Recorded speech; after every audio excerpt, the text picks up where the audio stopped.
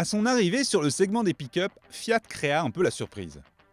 Pour réussir son incursion dans cette famille grandissante, le constructeur s'est allié à un spécialiste du genre, Mitsubishi, dont le L200 est une référence depuis plusieurs générations.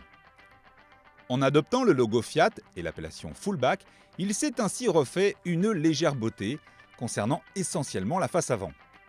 L'habitacle et la fiche technique sont rigoureusement identiques, même si le Fullback s'offre le luxe d'un rare différentiel arrière, en plus du central, en option indisponible sur sa matrice japonaise.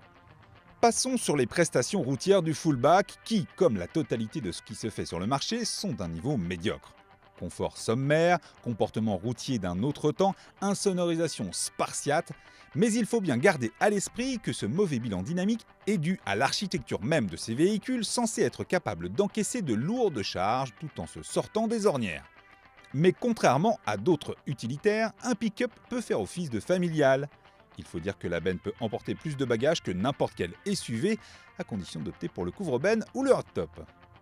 À bord, 5 places qui, si elles sont suffisamment spacieuses dans le Fullback, s'avèrent peu conciliantes sur les longs trajets à l'arrière, avec une assise courte et un dossier trop vertical.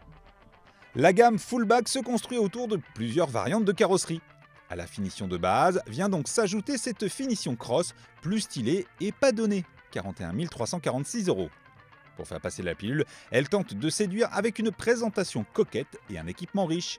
Phare Big Xenon, caméra de recul, sellerie cuir, la clim bizone et le système multimédia avec navigation sur un écran tactile de 7 pouces. Rapporté à la concurrence, le Fiat Fullback Cross garde pour lui une solide base technique, un équipement riche, une ligne plutôt réussie et un bon positionnement tarifaire. Mais surtout, le Fullback et tous ses concurrents disposent d'un avantage financier énorme.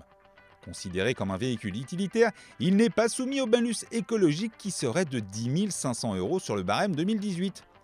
Pas sûr que ces pick-up lifestyle, vendus comme des voitures particulières, continueraient de cartonner si le gouvernement décidait finalement de leur appliquer une taxe écologique.